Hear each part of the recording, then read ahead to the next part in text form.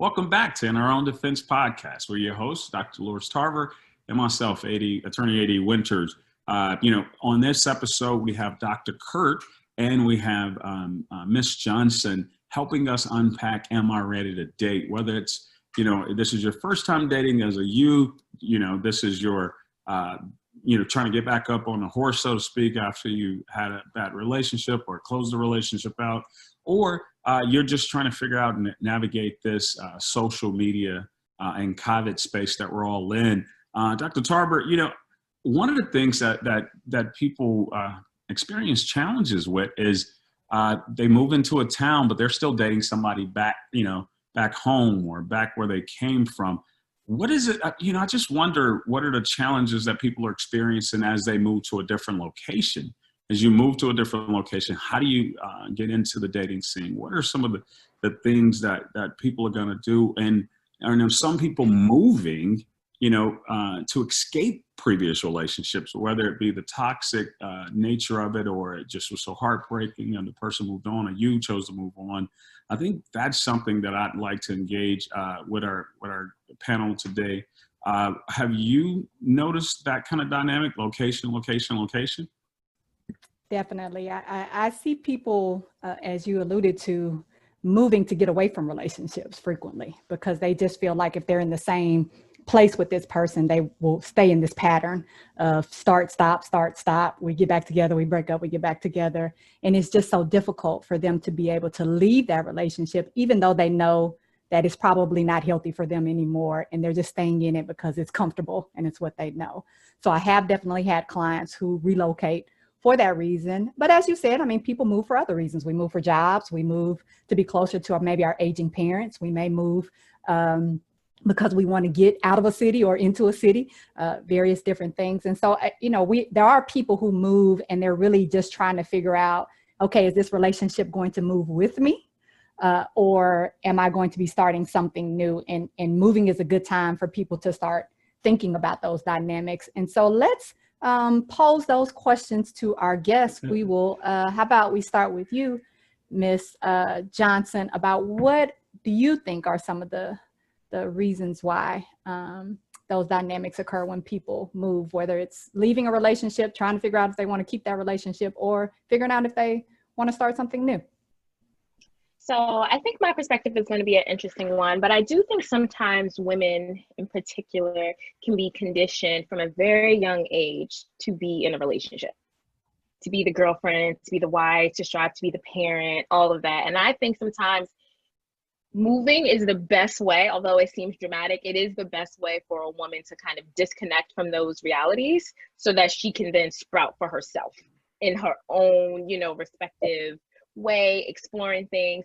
I think another thing we often see women do is like cut their hair, when they're like kind of tired of like, the beauty standard, snip, and I think that these are very drastic ways of women saying, I want to free myself. I want to kind of expand and see what else kind of sprouts. So I do think you see a lot of that movement happening and location and moving because it's very difficult. And I think this is talked about a lot in addictions. I don't have addiction experience, but when you are recovering, it's like you have to revamp your entire layer of connections. You can't be with the same people. You can't go to the same places. And I don't think we look at love and dating the same way, but love can be an addiction. Dating can be an addiction, that emotion. So sometimes you have to literally move. You have to literally change your environment so that you're not triggered 24/7. And depending on how intertwined the families were, now you have a whole nother layer because you and a person can be okay separating, but are your mamas still talking? Are you, the cousins and everybody still hanging out? I'm triggered. Anyway, All right. Exactly. This kind of thing happens, and you really do have to, if you don't have a strong support system, if you don't have, a lot of these things, moving could be the very best thing to do in order to realign oneself and to really see who you are, what you want, what you desire. So I know it is dramatic. I'm not saying that it's not dramatic, but I am saying sometimes that rebirth is very necessary, especially depending on how severe the conditioning was, how deep those connections were to kind of, be on that pedestal of your only achievement in life is being a wife or being a girlfriend, and then that big relationship ends. So that's my take on that part of the location conversation, and I'm gonna leave it there. I appreciate that. You tied that into the first segment when we were talking about how families can get involved in relationships and our dating. Sure. You tied that back into like, sometimes we just need to get away from y'all so that we can actually move forward and be in healthy relationships. Dr. Kurt? So what shows up for me as I ponder over this question is that, and I use myself moving from Chicago to Atlanta 20 years ago, I think we moved for one big conscious reasons and about 20 unconscious and subconscious reasons, all in the same trip, so to speak, for whatever it is, new opportunities, new jobs or whatever. I always encourage people to leave home. Yeah, even if you're winning on your home court, see if you can win on the away court or on the road. If nothing else, for the experience. If you're blessed with a mama who still has a home in your hometown, then you still good, right? But get out there. It's 8 billion people, and sift, sort, and select, whatever that is. Just be mindful that you get to take you wherever you go. So the work must and will be done until it costs you. And so I know a lot of people who kind of run away from things, and they get to the new location, and then the work is there, and outside agencies have to get involved because they failed to do some of the earlier work based on some of the challenges they had before they moved. But just in generally speaking, I move. It's a good thing to kind of just see what's out there. Now, in terms of breaking up and using that as just to put some space in between, whether that's with the family, and then I encourage people to go to counseling to disperse. There are counselors to help people disperse. We know about it when it comes to divorce and stuff, but even in relationships, like to kind of put some mediation and things in there to help you. I work with a lot of couples, and they're like, okay, so we're looking to properly, respectfully disperse. And I think that that may bring some things to the head when people decide to jump. Because quite frankly, I also deal with people who have abandoned folks. Like, not only did I leave the relationship for my reasons, but I brought the kids with me, and I ain't tell you. So there's a lot of dynamics when it comes to relocating. I just think that there should be a way where it's not causing harm and damage to the people that you are called to be responsible for. Mm-hmm. Appreciate both of your responses. Attorney Winters, know I like a good plug for therapy. So you have done that, but you know, we also like wordplay, and you said sift, sort, and select, which I just wanted to go ahead and say amen to that. But I think you two both hit on what Attorney Winters was trying to get at with his question, which is like, we do move for different reasons, but sometimes we are running, and when we're running, we do need to not run. We need to stop, sort that out, figure out what is exactly I'm trying to escape from, and is there a way for me to do that in a healthy way, whether that's we have children, we don't have children, or I just need to be able to let go of some hurt and pain from past relationships before I take them into new ones. But then also, yeah, sometimes we just need to be in a new place, new start, new people, and that's also something that is a healthy thing too, that we don't stay stuck in maybe some of our old patterns. I mean, I think that's where vacations can also be like helpful, like staycations, going away, and kind of having that scheduled enough where you can kind of get an opportunity to, you know, be away and maybe not move. So that could also come into play and help there. So that we don't have to run away. We can actually just take a vacation, take a little break.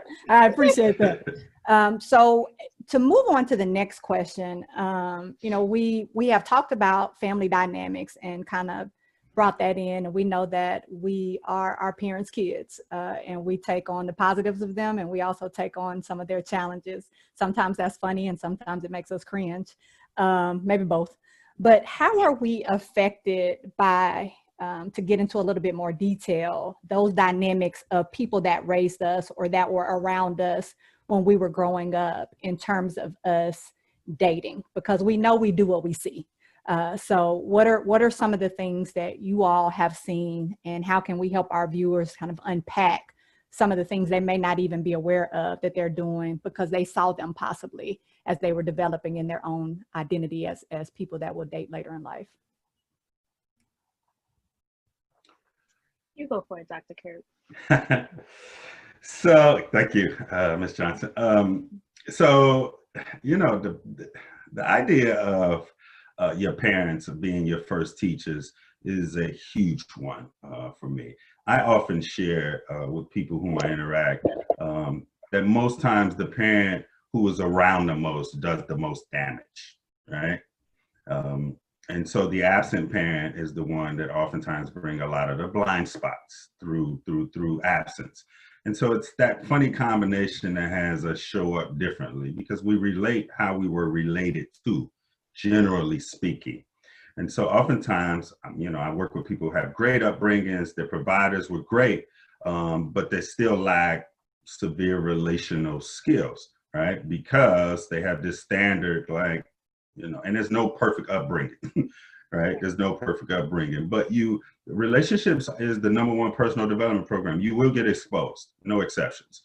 The good thing is how, because there's some good exposure that you didn't even know existed in you. There's some things that will cause you to self-express that would be some good exposure along with the other exposure that you may or may not have dealt with. And so our parents or even our aunts and uncles, all the adults around, how they relate, that's a huge impact on us because we carry that back here and we show up to how I know women who have never looked out at men outside of being objectified. Like I have men that same way, you know, I have pressure. So that has to be unpacked, and it will be unpacked in your 30s. And in the event that you were fortunate enough to be in a relationship in your 30s without doing that recovery work, you will get exposed in your 40s.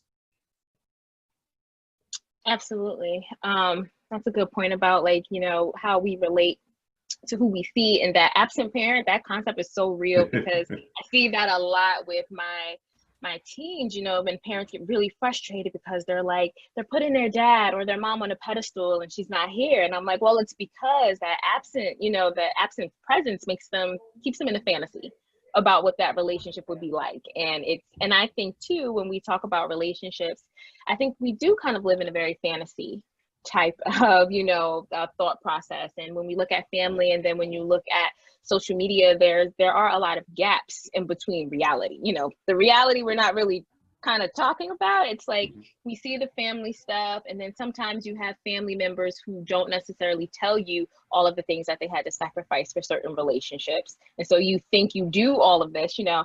It's a big thing I hear, like, oh, why women, you know, don't cook like grandma, you know, and they don't do all these things. And it's just like, well, the dynamic culturally and economically, you know, years ago is completely different today. Is that the only way you want to boil your relationship down to? And so I do think there is a lot of conversation that we have to have about, okay, things are different, but why are they different? You know, and my grandmom did these things, but why did she have to do those things? Am I, you know, do I want to be in the same boat? Do I want to have something different? And I think that's a hard conversation because I know in communities that I work with, they don't like to share the history and they don't want to share what they went through. They just want to set their kids off on a better path, but they're not telling them what they went through that better path. And I think that education is the best indicator of how to move forward. And I think we're lacking some of that in our families to really help our children and our youth make better relationship decisions, because we're also telling them, if you go down path A, that could happen, or path B, this could happen. It's just kind of like, don't do that. And so I do think that there's room there in our families to have more conversation about what comes with choosing lane A, choosing lane B, and being honest. I know you see your aunt and I, we've done this, but you have other options. There are other things to do. So I think I would like to see that happen a little bit more in families in terms of dating. And if it's not being offered, maybe ask for it. I think the family dynamic is naturally going to be strong. And like Dr. Tarver said, like there was this, I think a Geico commercial where we're turning into our parents. So we start doing things with our phones. And we're FaceTiming upside down. Exactly. And we know the familial influence on that. One of the things that always comes from this is inside of the culture, inside of the African-American culture experience, and that we seem to all experience at some level, though we're not monolithic. We have certain core things that are happening to us as we experience America, is one of the things that Kanye West And before you cringe at me quoting Kanye West, he had a song with Jamie Foxx called Gold Digger. And inside the song, he's like, and when he gets on, he leaves your ass for a white girl. And then in that song, when he uses that phraseology, it resonated with most people who experience Blackness in this country. And it experienced, especially us HBCUers or just being a Black professional. And we watch that. We watch how if a sister comes home with someone outside of her race, white or Asian, then she's looked upon as an, oh Lord, what is happening? And if a Black guy, the stereotype is that a Black guy makes $5 and he goes and gets with a white girl. But my question is, when are we ready to date outside of our race? I know our family may have a problem with that, but what's wrong with it? If there's so many problems that we seem to have in dating based on social media, what's wrong with someone dating outside of their race? Are we ready to do that on a mass scale, Dr. Kurt? And then I'll bring it to you, Ms. Johnson. So a couple things. Well, first and foremost, I'm unapologetically Black. I'm from a Black woman. I'm raised by a Black woman. I'm from a Black man. I'm Black power all the way. But with that saying, realistically, is the world is everything. It's all inclusive.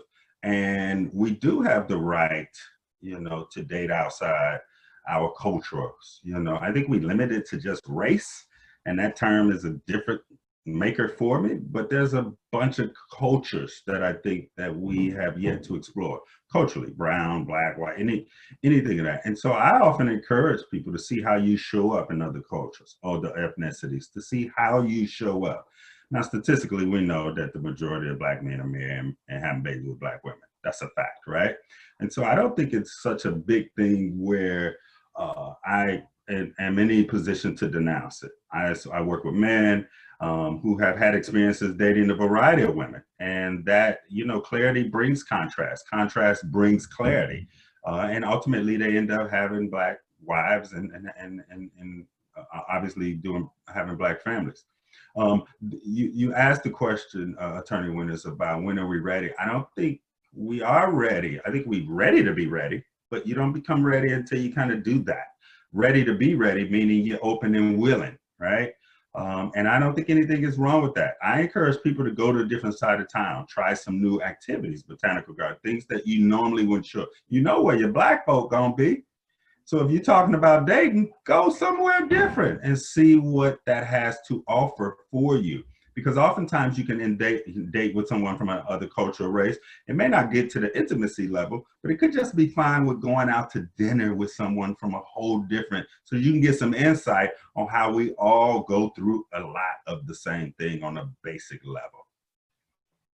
No, I think that's fascinating. And I definitely agree that exposing ourselves in that that unfamiliar space so we can grow. I think it's a great first step to that.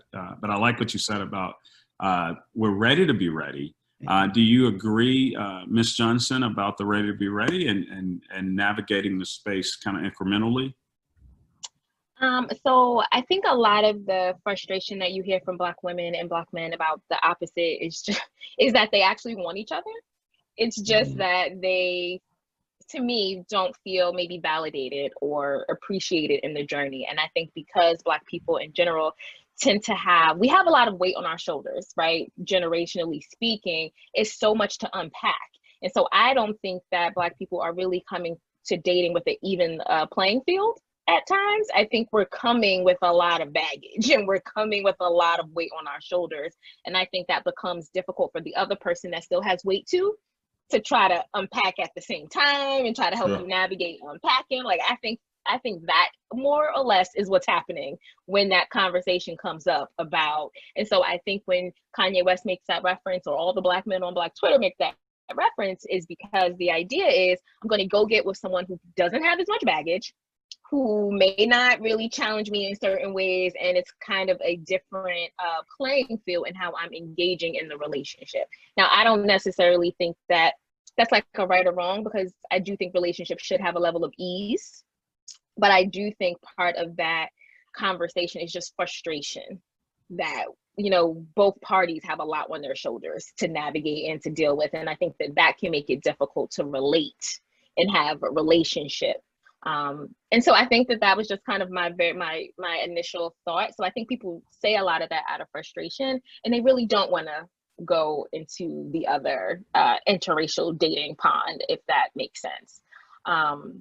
But I really don't know if there's necessarily an answer there, because I do think we live in a society where there is just a lot of trauma, and there has been a lot of trauma. And I think it's just very hard to unpack that trauma and then to kind of, you know, live holistically. I think we're all on the journey, but I think it's a difficult one. So. Well, Dr. Tarver, what I heard them both say, with all of this trauma and the black on black love experiences, we should just go outside their race. At least one person won't have this perceived trauma. But I said it in jest because I do believe that both points are extremely valid, and they are some of the trepidation that people experience. I think Dr. Kurt offered us a method of walking into that new space and seeing. Again, everything doesn't have to lead to intimacy. It could just be we want to experience things. And Miss Janay, Miss Johnson, you hit the nail on the head. As Dr. Tarver and I had several shows, we've talked about these things in various orders.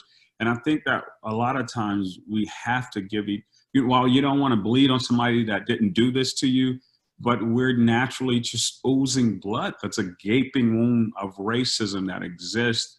And so compound that with COVID, compound that with the fear of losing everything that we call ourselves building, compound all of that frustration and put it in a ball and say, hey, go interact, is extremely challenging.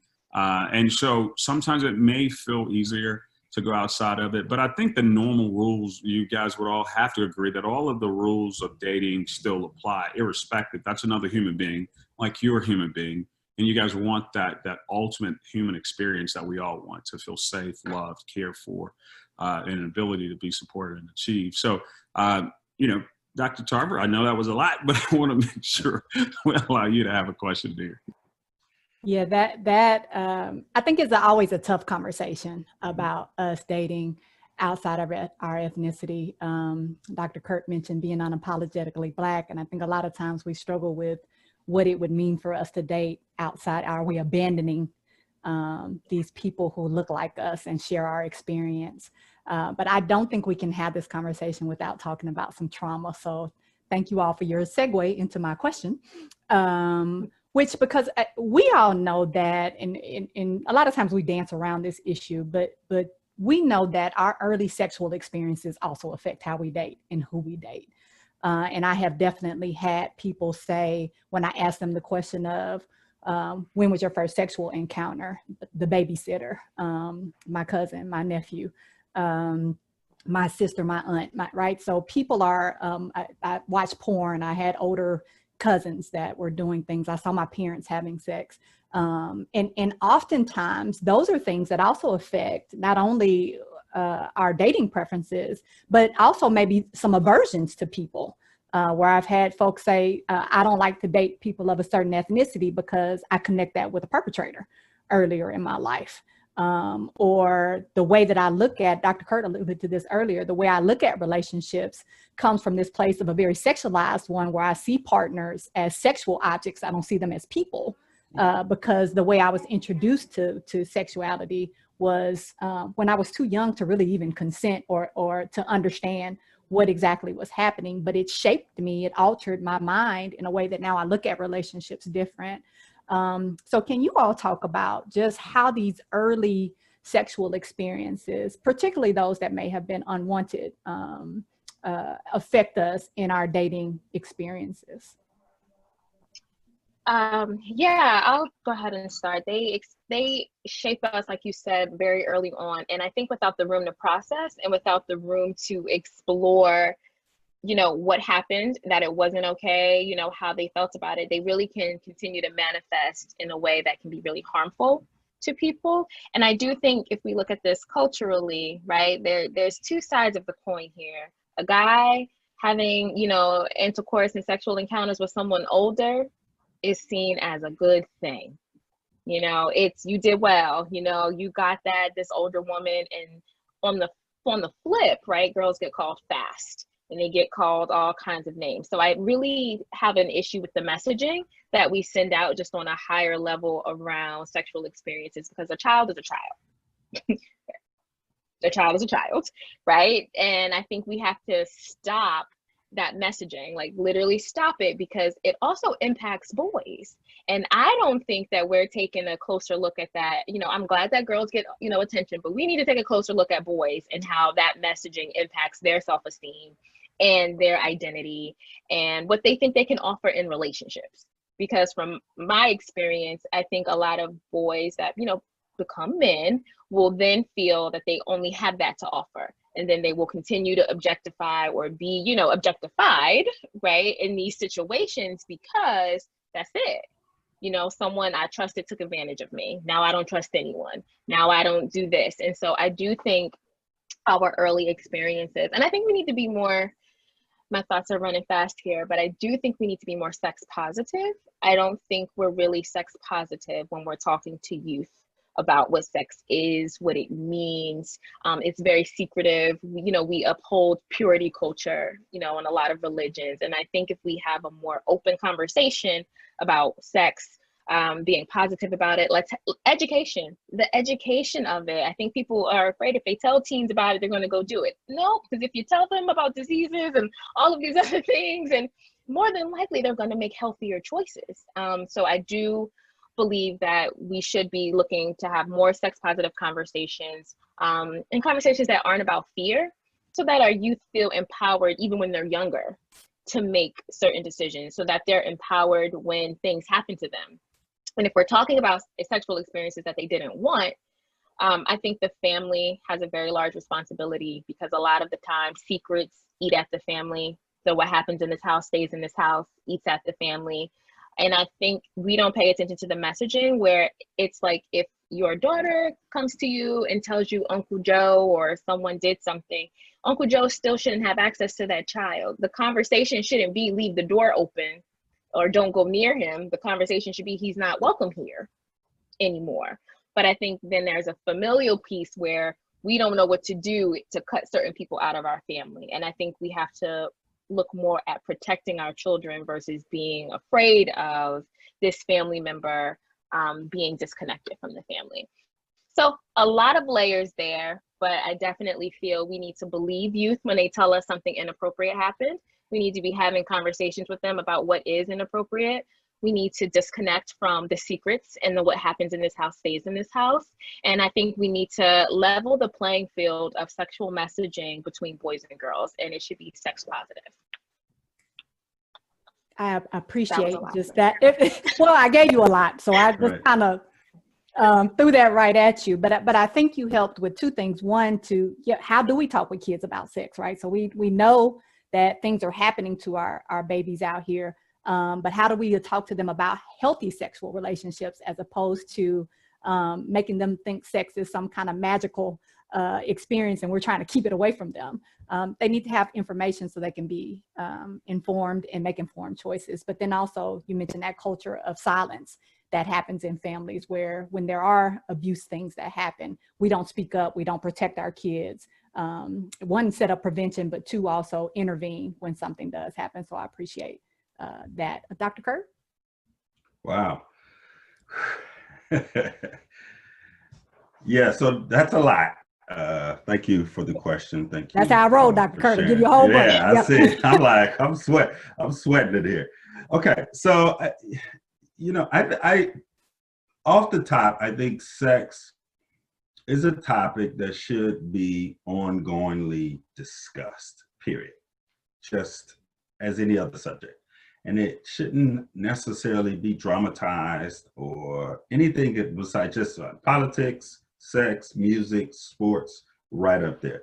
To take the difficult sting out of it, starting at a very young age now. You know, I'm 49, so we had to work to get exposure. Now, our 7-year-olds, they click on to get exposure.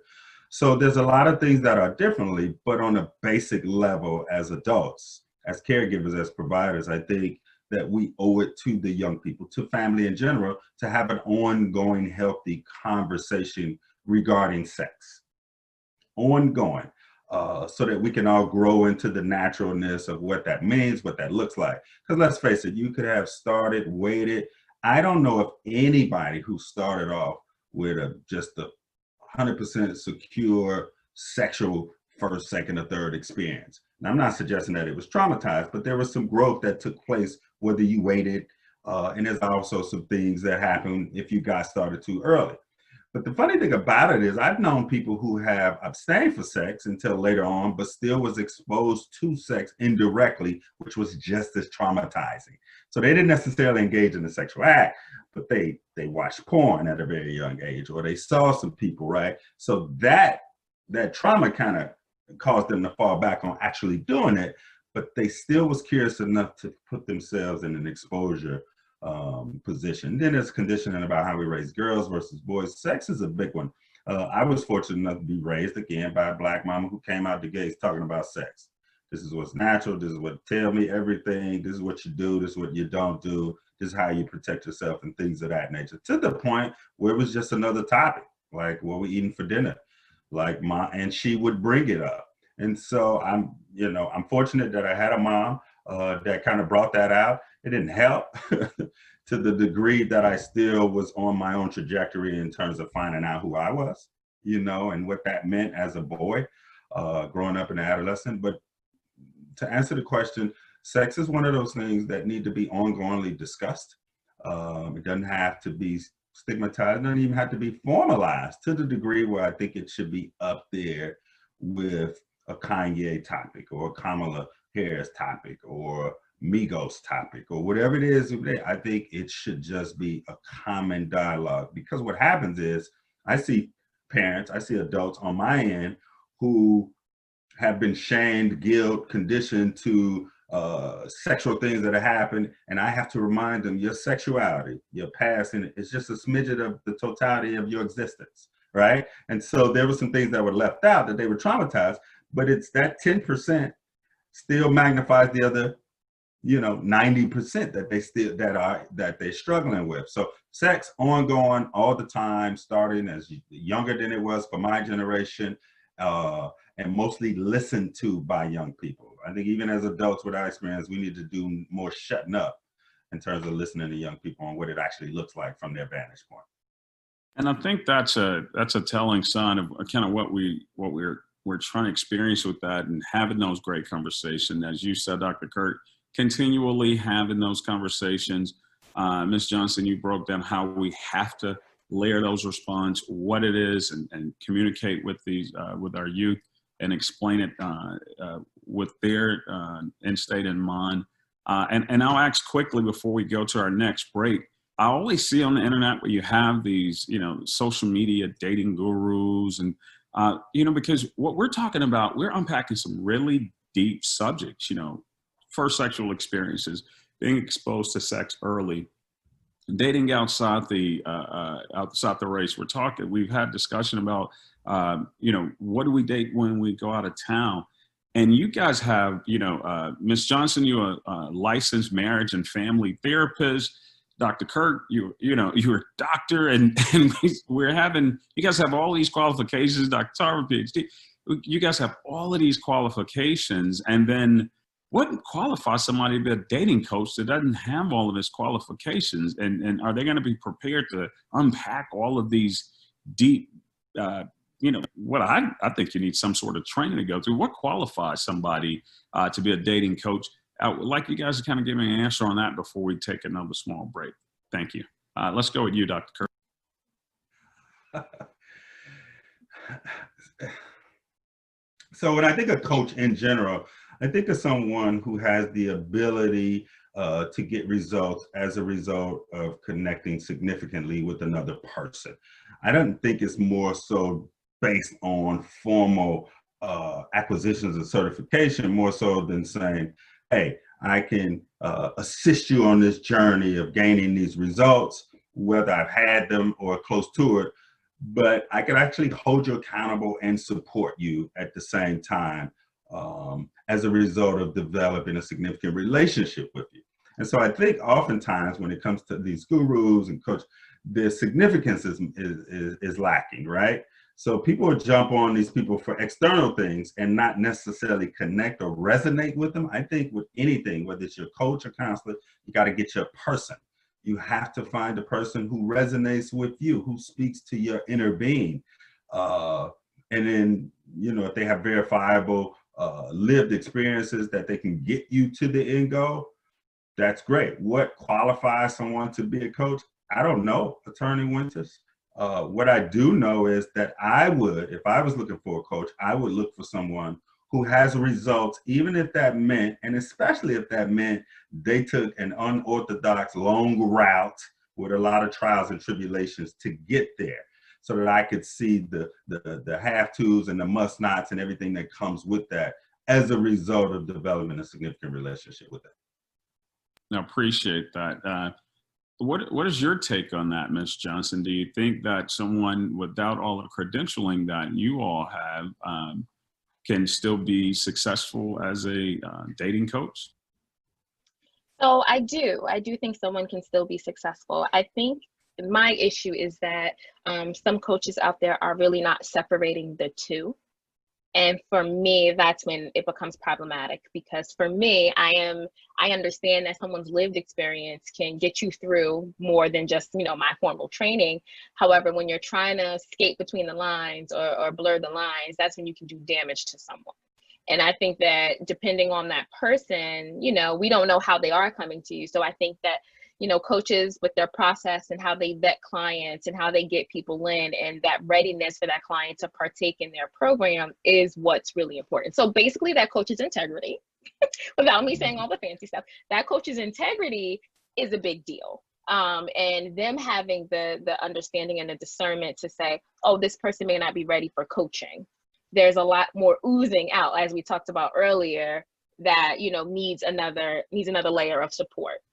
And so basically that's what I put. I think that coaching can be less intimidating because it can be strength focused, where I think a lot of people will look at counseling as if something's wrong, because that's just how it's been stigmatized for centuries, right? You're crazy, something's wrong with you. So I think coaching is seen as less intimidating. It's seen as more empowering. It's seen as I already have the skills and this person is just holding me accountable and holding my hand. People are not ready to tap into what's deep seated. They know it's there, but they're not necessarily ready to tap in. It's like, okay, well, let me just get this cute surface level together, and then everything else will make sense. And then I do think if we, you know, looked at this as a chart, it might lead them back to therapy. Because again, if that coach has integrity, they may say, there's a lot of things unpacked here that's going to make these kind of, you know, 1, 2, 3 steps difficult for you, as, you know, evidenced by, you know, your experience or what you put on this here assessment. So I do think people can be in the field of date coaching. I do think their integrity is important in that layer, what their experiences were like, and then being able to not do harm and still let someone know, hey, I'm not a good fit for you. I think you need this level of care. And even having a network of people that they work with, you know, in terms of like collaboration or consultation to say, am I out of my own wheelhouse here? And I think that's the right way, because as this show has progressed and as many shows we've done, Dr. Tarver has said it at least 100 times. There's that plug for therapy, because that's the truth. And that's what my question was getting at, you know, as an attorney, but all of this credential I have, when I see these, you know, social media lawyers who haven't gone a day of law school and clearly don't have the credentialing to be able to be an attorney and a counselor at law. Anybody can read what a law says, but 1 minute we're infectious disease experts. Now we're constitutional law experts. Now we're, you know, we're federal regulation for the Postal Service experts. And that's cool for Monday morning quarterbacking. But when we're talking about helping families build their structure, these family support systems in which you work in, Ms. Johnson and Dr. Kurt, all of the work you're doing with men, we need real experts taking that butter knife and you know, saying, oh yeah, let me give you a quick trick out of me is not going to be fun. I think we have to experience that and be careful with that line. If our listeners hear anything else, be careful with that coaching stuff if you're not if you're crossing that line into counseling and therapists, you could, I'm sure you could do more damage than you could do good. In this episode of In Our Own Defense podcast, we're discussing Am I Ready to Date with Miss Janay Johnson and Dr. Kurt. Dr. Tarver and I we've discussed with them these terminologies of what a relationship is, what's dating like, what are the challenges with dealing with the spatial connection as we're all experiencing some sort of loneliness, over to are you ready to date outside our race? We talked about our familiar experiences, our first sexual experiences, and how those impact the dating scene. And we really have just unpacked what makes a dating coach. We're going to take a quick break. And when we come back, we're going to get into some of these deeper dynamics of grief and loss and codependency. So you're watching In Our Own Defense podcast, and you're watching this episode of Am I Ready to Date? Dr. Tarver and I'll be right back. Thank you.